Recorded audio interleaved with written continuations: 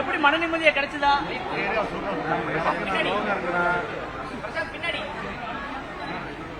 அன்பிற்கினிய பத்திரிகை நண்பர்களுக்கு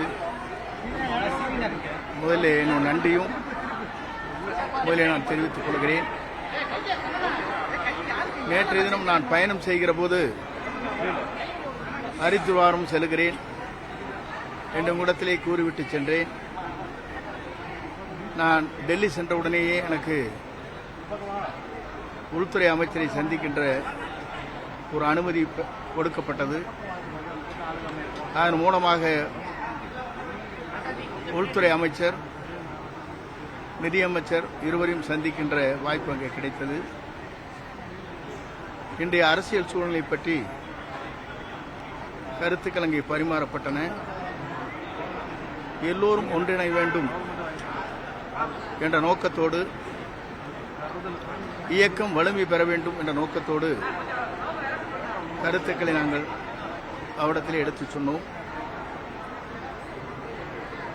ஆகவே இந்த கருத்துக்கள் அடிப்படையில் பல்வேறு விவாதங்கள் இன்றைக்கு நடைபெற்றுக் கொண்டிருக்கிறது. ஒவ்வொரு அரசியல் இருப்பவர்கள்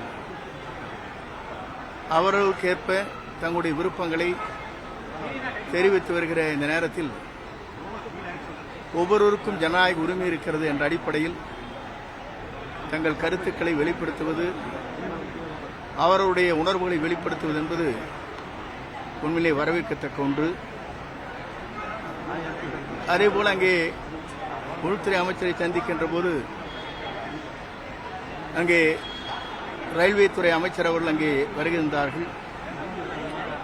அவரிடத்திலே ஈரோட்டிலே புறப்படுகிற நம்முடைய எக்ஸ்பிரஸ் ஏற்காடு அங்கே முதலில் இருந்த நேரம் 10 மணி அளவிலே புறப்பட்ட நேரம் ஒன்று.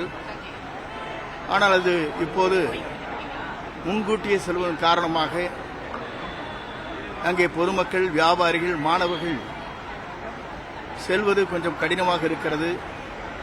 காலை 3 மணி அளவிலேயே இங்கே சென்னை சென்று விடுகிறது. அந்த நேரத்தை நீங்கள் மாற்றினால் பெரும் உதவியாக இருக்கும் என்று நான் சொன்னேன்.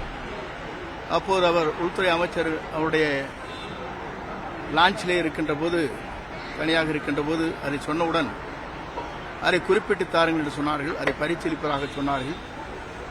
மக்கள் பணி அனைத்தும் செய்வதற்கும், இயக்கம் வலிவு பெறுவதற்கும் உங்கள் அனைவரோடு ஒத்துழைப்போடு அந்த பணிகளை தொடர்ந்து ஆற்றுவேன் என்பதை மகிழ்ச்சியோடு தெரிவித்துக் கொள்கிறேன். நன்றி.